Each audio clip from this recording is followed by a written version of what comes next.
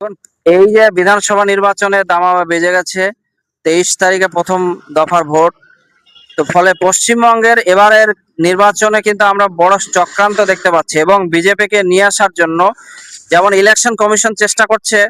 গত বছরের তৃণমূলের এর ভিতরে প্রায় প্রায় 40 লক্ষ বা 44 লক্ষ ভোটের একটা পার্থক্য ছিল। তো এই ব্যবধানটা এবার দেখছি নির্বাচন কমিশন তার ভিতর থেকে 27 লক্ষ ভোট কেটে দিল।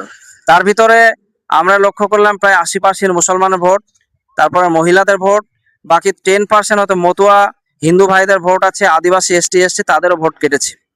এরা সব মিলিয়ে যারা বিজেপির এগেনস্টে সরকার করতে পারবে তাদেরকে একদম ড্যামেজ করে সাম্প্রদায়িক বিজেপি সরকার আসতে চাইছে। আমরা এবার আর কোনো রাগ ঢাক না আছে পরিষ্কার ভাষায় দ্ব্যর্থহীন বসে বলতে চাই যে পশ্চিমবঙ্গে যারা বিজেপিকে আটকাতে পারে তাকে এবারকার মতো ভোটটা দিন। কি দল ফল এসব দেখার দরকার নেই। আমাদের অনুরোধ যে এবছর অন্তত এই আসাম বা অন্যান্য রাজ্যে মুসলমানরা কিভাবে আছে শুধু কি এক হালাত দেখে আসেন।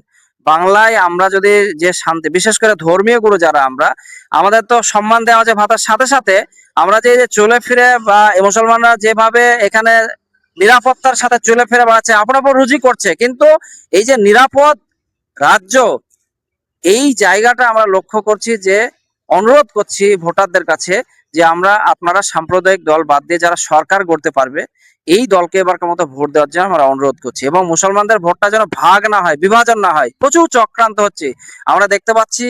যারা যারা মুখে বলছে যে বিজেপিকে আটকাবো, ওরা যেখানে বিজেপি আছে ওখানে প্রার্থী না দিয়ে যেখানে মুসলমান বেশি এখানে প্রার্থী দিয়েছে।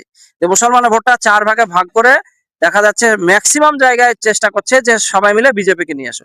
এর বিরুদ্ধে আমরা সবার কাছে অনুরোধ করব যে আপনারা বুদ্ধিমান বক্তার সাথে ভোটটা প্রয়োগ করবেন এবং কোনো ক্রমেই যেন বিজেপি যেন না আসে বাংলায়, সেটা আমরা সবাই এটা লক্ষ্য রাখবো। এই আবেদন আপিল আমরা করছি ইমামদের পক্ষ থেকে।